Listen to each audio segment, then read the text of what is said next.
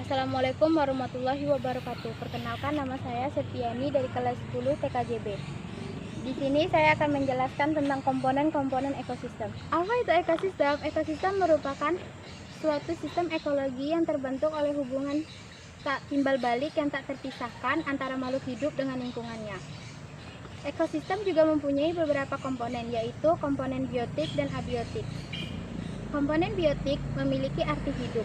Komponen biotik pada suatu ekosistem adalah makhluk hidup itu sendiri, sebab ekosistem tak akan pernah terbentuk tanpa adanya makhluk hidup di dalamnya.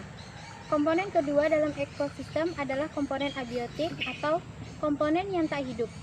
Dengan kata lain, komponen abiotik adalah komponen yang terdiri dari benda-benda bukan makhluk hidup, tetapi ada di sekitar kita dan ikut mempengaruhi kelangsungan hidup.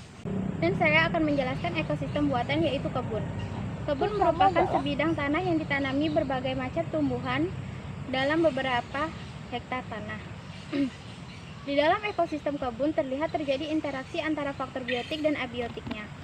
Di sini saya akan memberitahukan suhu yang ada di kebun ini. Di sini suhunya 29 derajat Celcius, kelembapan 81%, dan arah mata angin 4 km per jam.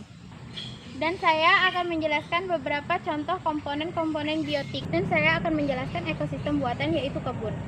Kebun merupakan sebidang tanah yang ditanami berbagai macam tumbuhan dalam beberapa hektar tanah. Di dalam ekosistem kebun terlihat terjadi interaksi antara faktor biotik dan abiotiknya. Contoh komponen abiotik yang pertama adalah tanah. Tanah berperan sebagai organisme, tempat berdiri, tempat menyerap hara dan air bagi tumbuhan, dan tempat penguraian zat organik sisa makhluk hidup yang telah mati menjadi zat organik atau zat hara.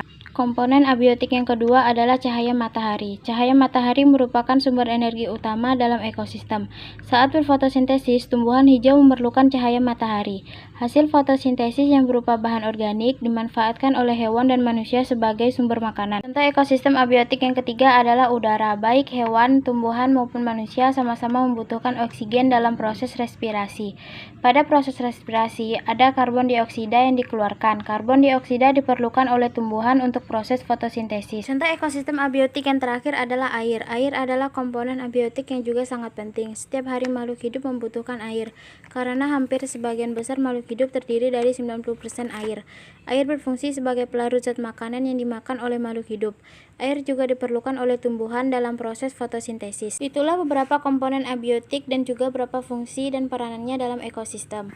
Sebelum kita lanjut, saya akan menjelaskan beberapa contoh komponen biotik.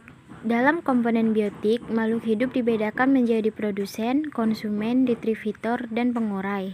Produsen adalah makhluk hidup yang mampu mengubah zat anorganik menjadi zat organik atau organisme autotrof. Proses tersebut hanya bisa dilakukan oleh tumbuhan yang berklorofil dengan cara fotosintesis. Contoh produsen adalah alga, lumut, dan tumbuhan hijau.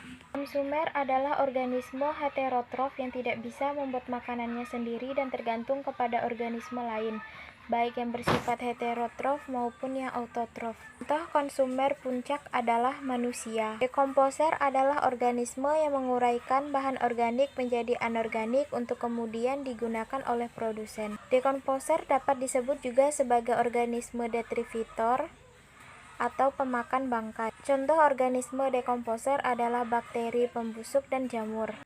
Itulah beberapa komponen biotik dan juga beberapa fungsi dan peranannya dalam ekosistem. Itulah yang dapat saya jelaskan. Sekian dan terima kasih.